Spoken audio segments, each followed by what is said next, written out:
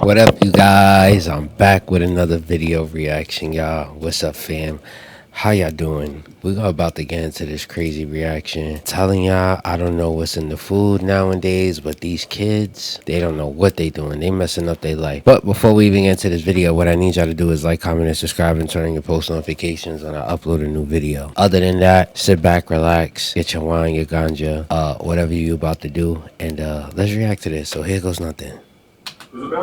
Yeah. You do me a favor, try to stand up with your hands behind your back. I think in my dreams he told me that he wanted me to kill him. So I think it's only fair. A Florida teen accused of plotting to kill her own classmate now faces even bigger trouble with the law over a chilling discovery allegedly found on her cell phone. And then they took my phone away. They took all my stuff away.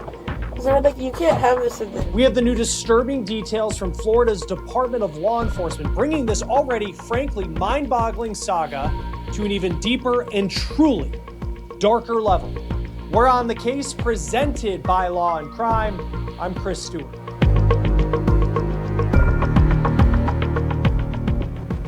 Well, let's get to the shocking twist in the Florida teen murder plot case that we have been following out of Altamont Springs, Florida, which is in the central part of the state near Orlando. Now, if you remember, two high school freshmen, 15-year-old Isabel Valdez and 14-year-old Lois Lippert, were arrested.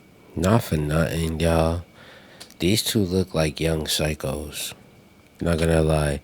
It looked like they try to do crazy things at least once or twice. They look like that. And they look like their parents don't even care about them. Simple. In January for allegedly plotting to kill their teen classmate. And the reported motivation behind it left everyone speechless. And what was even more memorable, frankly in all the wrong ways, was how the teens reacted when police took them into custody right on school grounds. They were nonchalant. They even giggled at various points. But back in May, Valdez appeared to change her tune. She wrote a letter to the judge begging for sympathy. This was after that body cam video inside the police cruiser went viral, and everybody had been talking about this case.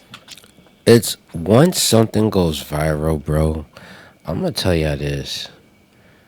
You will never, ever, ever, and I mean ever, you will never, ever be able to hide your face unless you wear a mask all year long.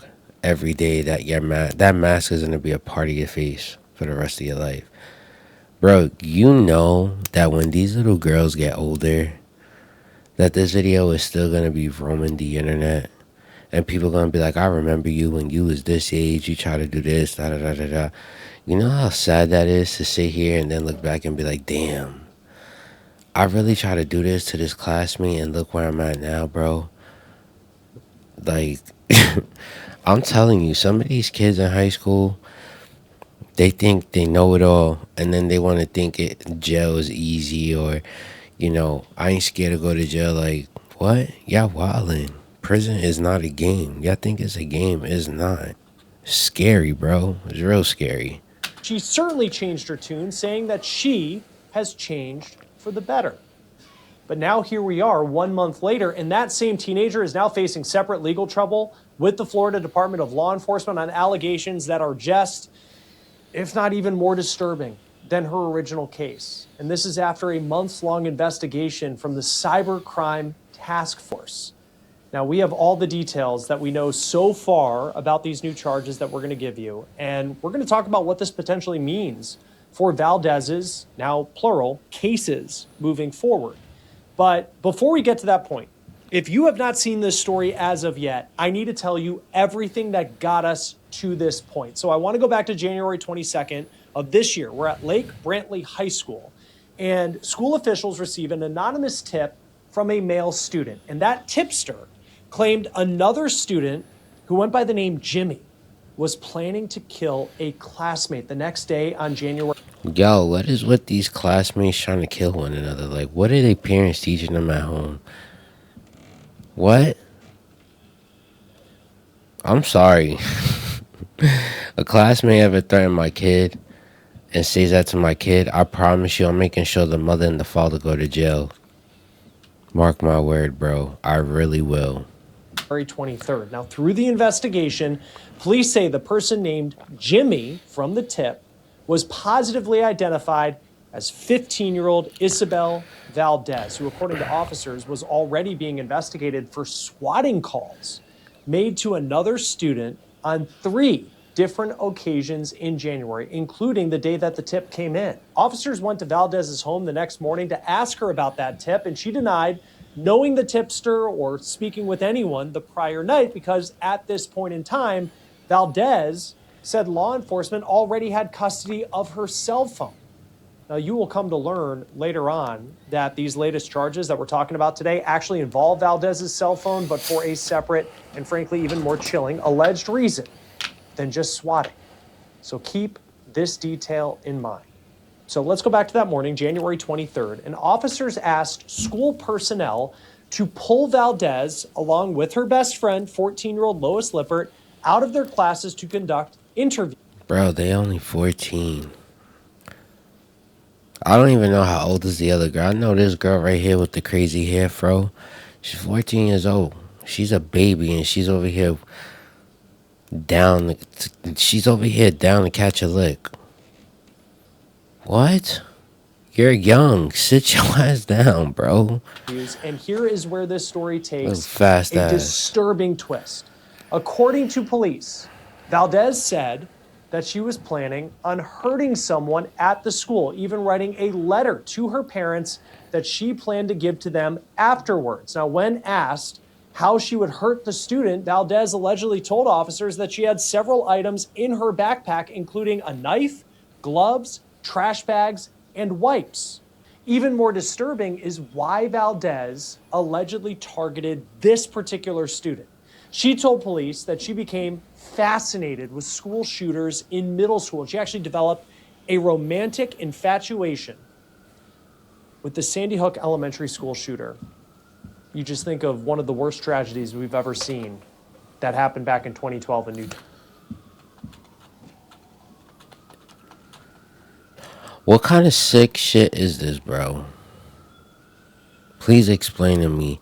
What kind of sick is this? What you mean? She sat here and told the police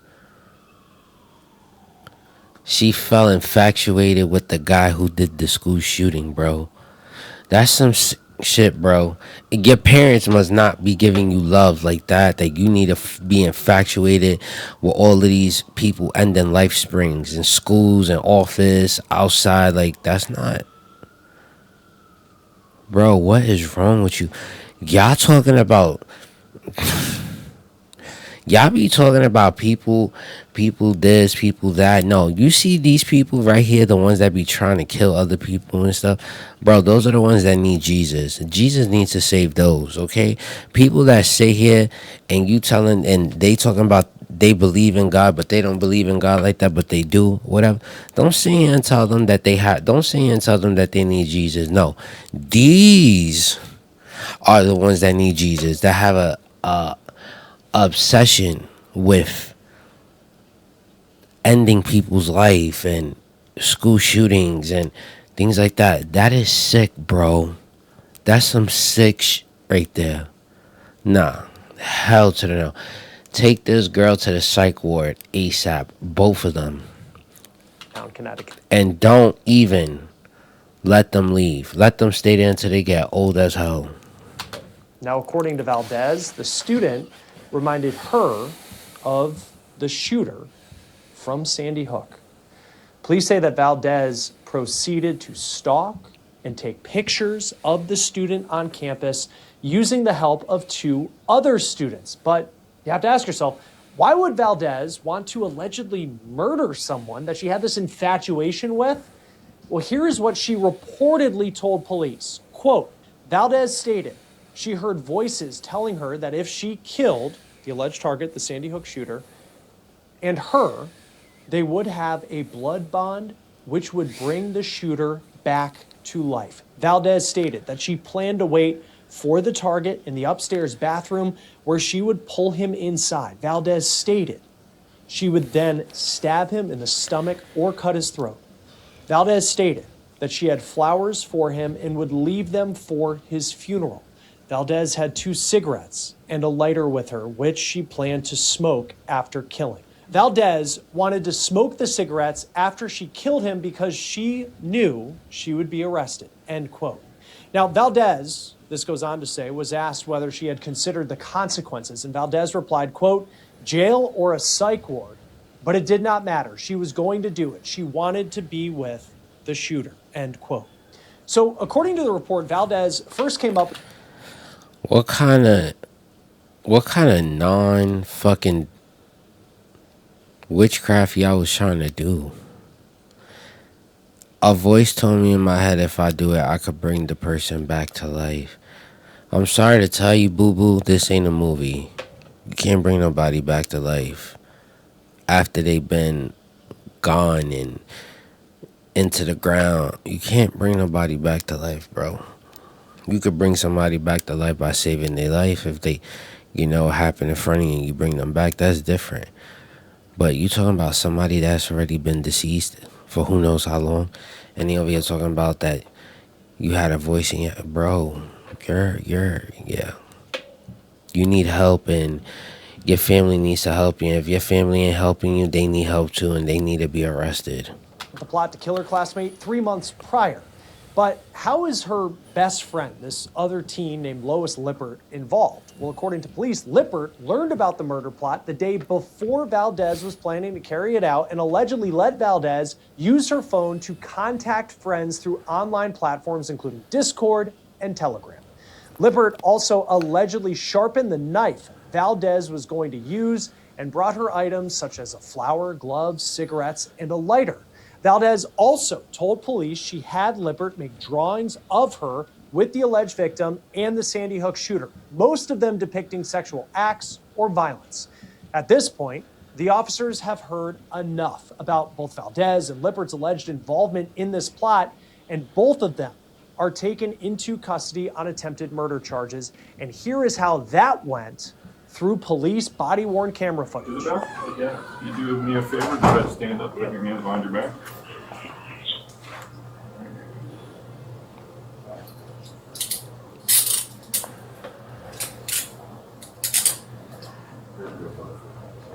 Just gonna tighten these just a little bit, okay? Don't move. You start twisting your hands, it'll get real tight on you. Okay, so just leave your hands as I don't know why she got a smirk on her face. Think this is cute. It ain't cute.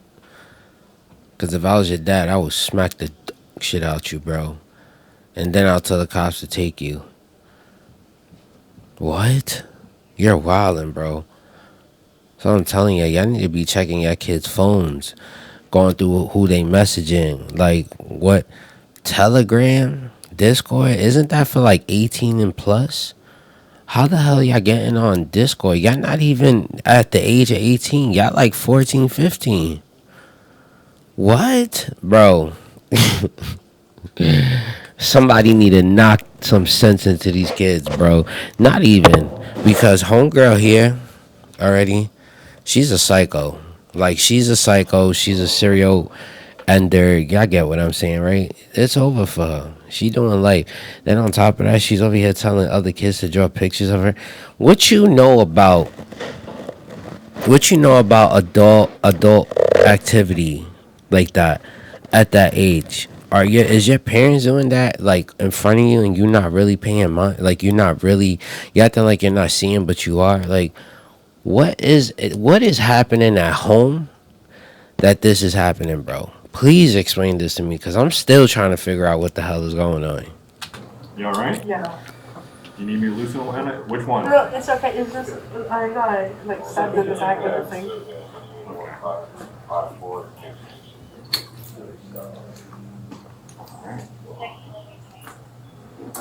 Come on, out this way. I think we're going down. Out this way? Yeah, Towards because the... that way, it gives Okay. you out to the... Okay, so we're waiting for the other guy. I'm just going to bring them both at the same time.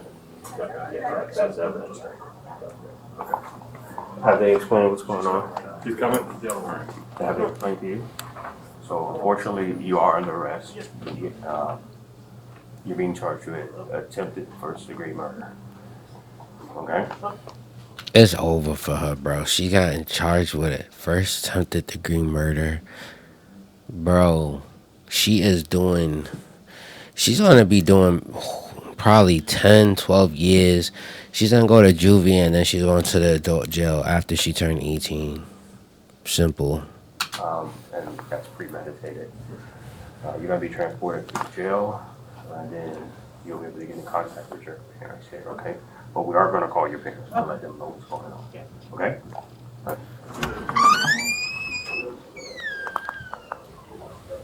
Lois, you want to stand up? Place your hands behind your back.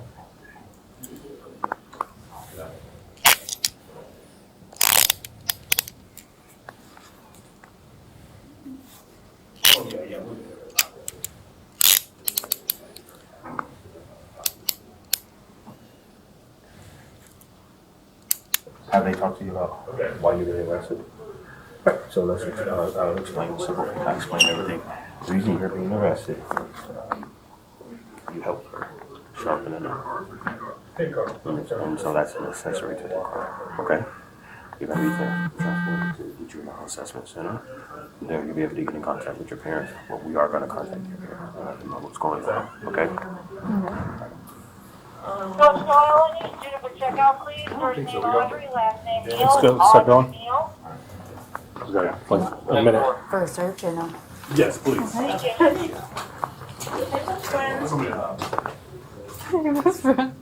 We're gonna kiss them? Yes. Both Valdez and Lippert are searched. And then they joking around while they had handcuffs on. That shit ain't even funny, bro. I'm not even lying to you. I would have probably socked you. Probably had one of the female cops sock you. What are you doing? That's not funny. Oh, we're gonna kiss them? We're best friends? Nah, bro, that's not even cool. The fuck? Y'all weird. And your parents is weird, and your daddy weird. And your grandma probably smacked you when she seen you. Yeah, probably that.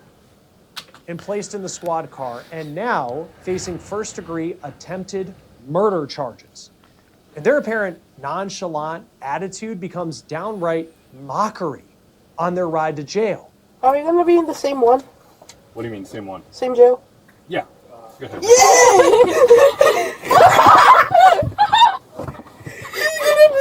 Oh my god. It's so cold in that room. Which I know. Dude, they had me sitting there and I was so... Dude, they took away my chocolate. No! I was able to eat like a part of it, like a part of the big bar. Oh my god. But then that's it. They pulled up the security cameras and stuff, and I got to see I us know, walking I out. saw. Yeah. That was the first time I've ever seen this. I wanted to see so much more. I was like, whoa, look, I'm on the cameras now. Dude, not a school shooting, at least. We'd be in prison for life. Yeah. I wonder how long we're gonna get. I'm probably not gonna get that much time. I gotta I get like the touched the fucking knife for a crap. few seconds, yeah. Ooh, you trying to look good for your mugshot? Oh, am I gonna get a mugshot? What, we're going to jail? What do you think? Oh yeah, that's crazy. Dude, I was gonna do my makeup this morning for the mugshot, but I couldn't find anything. Yo. Bro. Y'all see this? Do y'all see this kind of stuff? This is what you call two young, crazy ass serial killers, bro. These are the way how they start. And they're like, oh, I should have put makeup on because I knew I was going to get a mugshot. So y'all premeditated this, like they said. Y'all was going to do the job and then go to jail. Dude, we're going to be in the jail together. We're going to the same jail together. Da-da-da-da-da. That's not cool. What do y'all think this is? What the hell? Bonnie and Clyde? That's what y'all really think y'all are? Y'all is weird, bro. I'm telling you. They parents must... I'm telling you, there's something that they parents did and they seen them do and they think it was okay, bro. That's not okay. This shit is so weird. So weird, because if that was my kid, bro, oh my goodness, I would have gave my kid the only whooping of their life. That they gonna have to give me a reason to go to jail, bro. I'm serious. I'm glad I don't actually look too bad today. I look horrible. It's over. And don't worry, you don't need to. Don't worry, you're the butch. It doesn't matter if you look good. Hey, at least they're gonna see. They were gonna see me some way or another in the mugshot.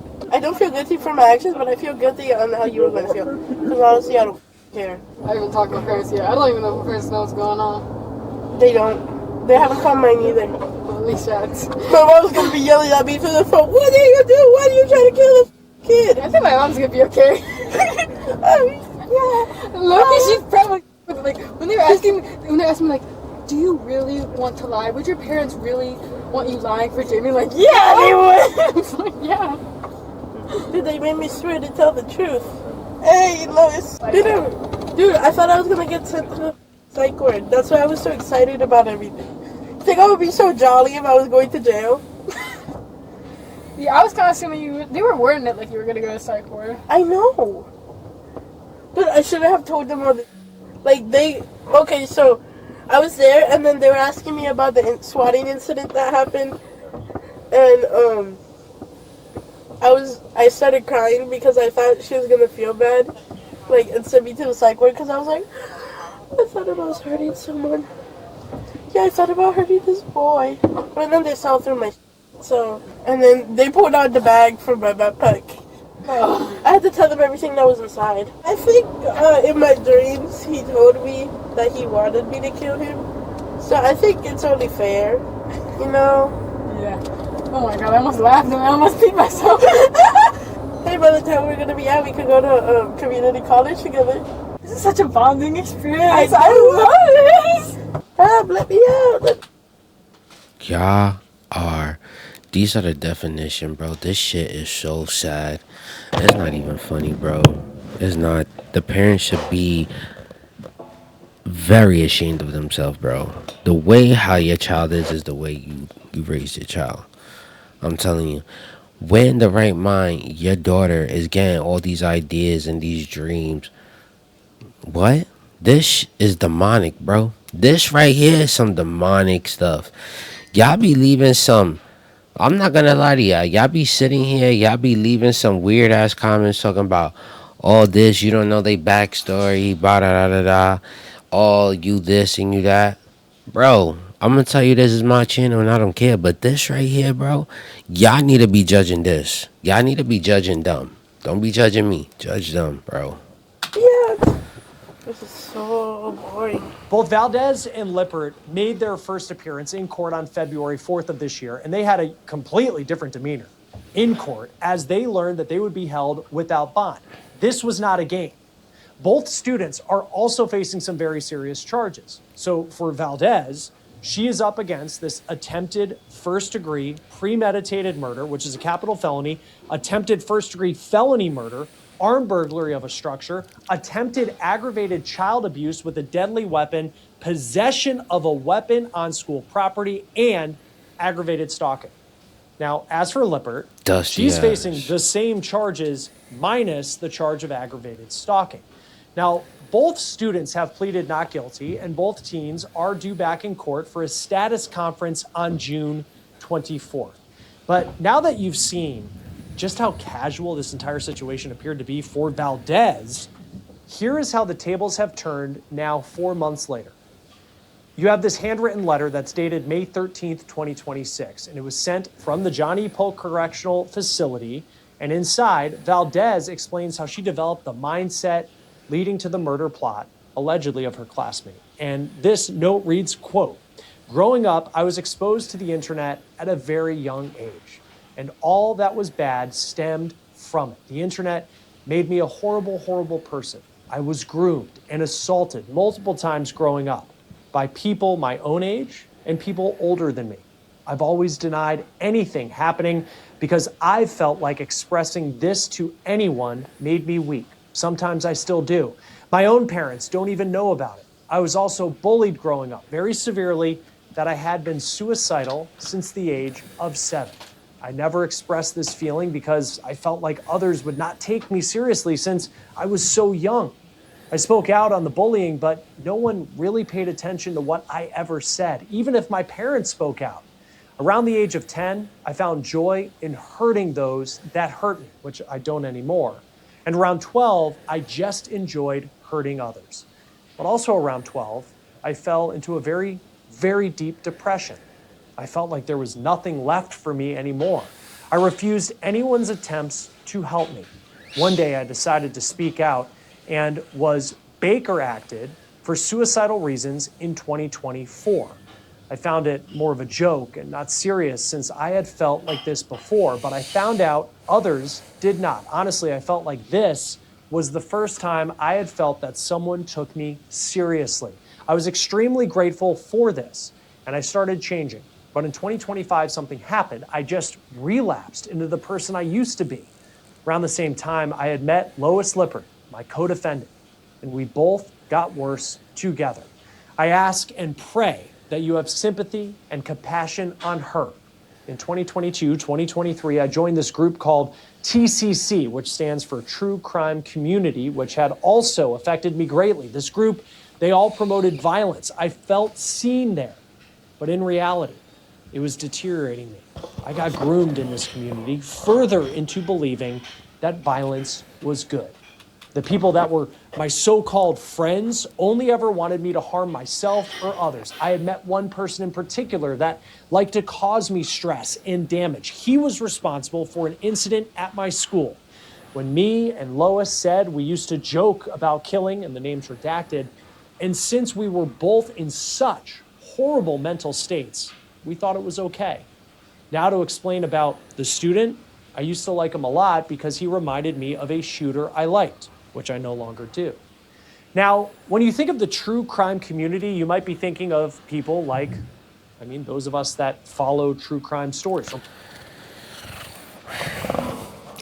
There is, like I said before, the parents are not paying attention. Their parents don't care.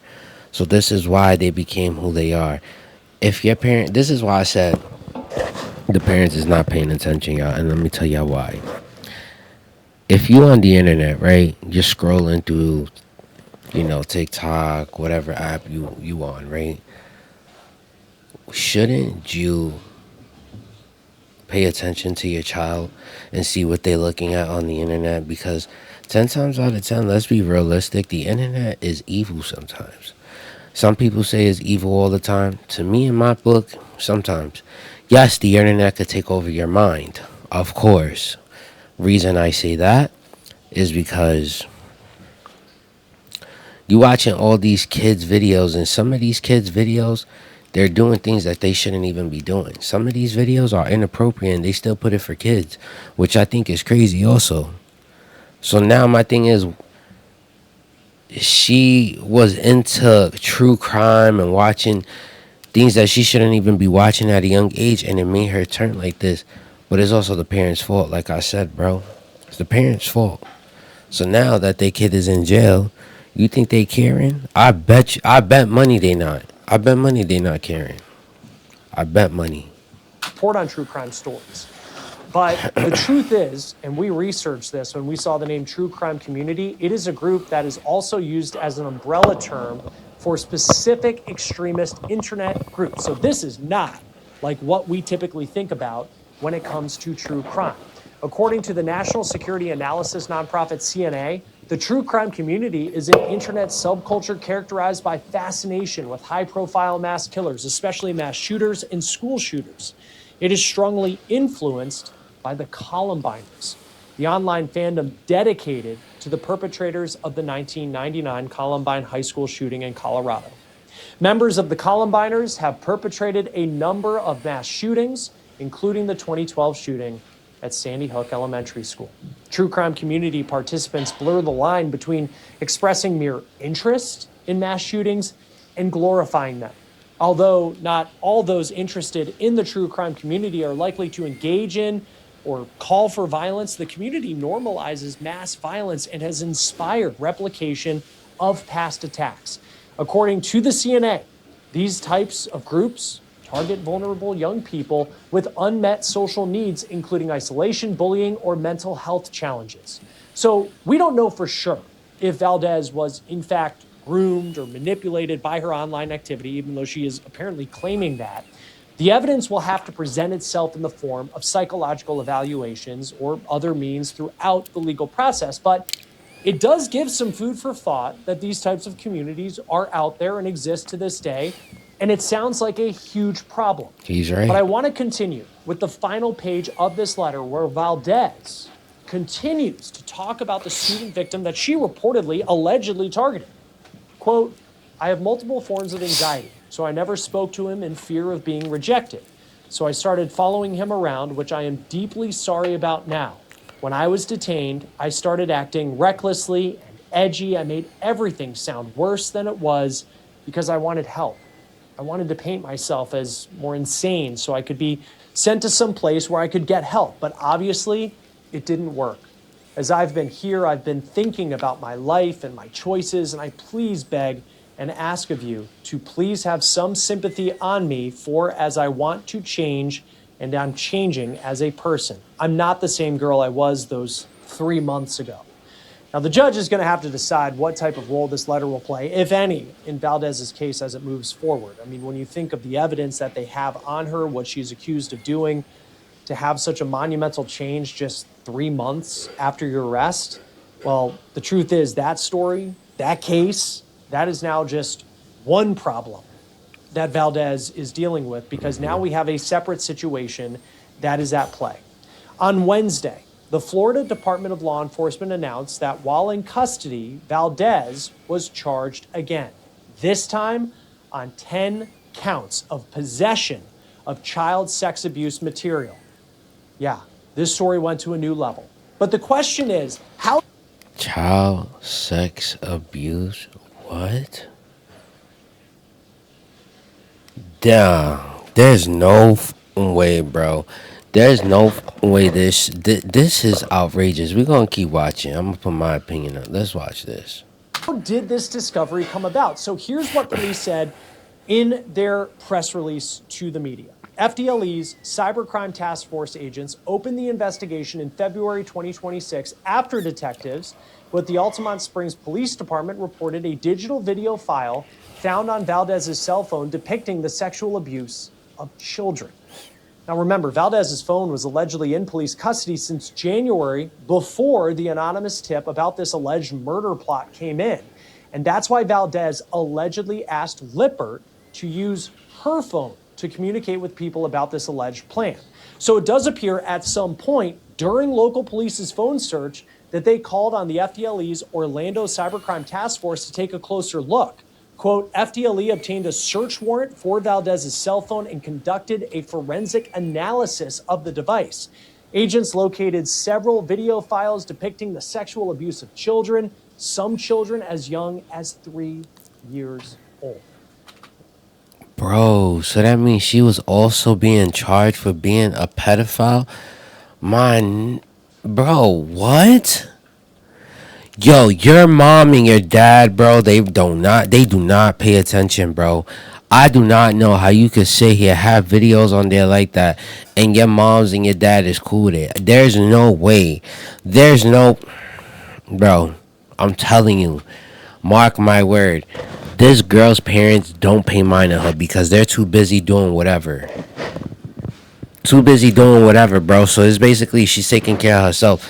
But at a young age being charged as a pedophile, bro, that's crazy. It is truly baffling to hear if these allegations are true. And if Valdez is charged as an adult, each count is punishable by up to 5 years in prison according to Florida law. So that could mean a maximum sentence of 50 years total. She just ruined her whole life at a young age, bro. It's over for her. She's not coming out of prison until she's probably like 60, 70 years old. Now, according to the press release, this case will be prosecuted by the state attorney's office in the 18th Judicial Circuit, handling matters out of Seminole and Brevard counties, and it appears it will be handled separately from her attempted murder case.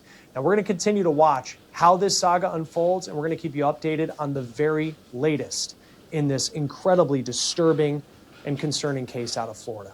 That will do it for On the Case, presented by Law. Y'all, I just want to say this. This is crazy. I don't understand how these parents sat here Didn't even seem like they was trying to take control of it. Didn't even seem like they wanted to do anything about it. This is the first ever true crime case I ever reacted to with children, and they wanted to literally, they was premeditating to end a innocent kid's life. Not only that, homegirl had videos of children that was 3 years old being pedophile, sexually abusing them.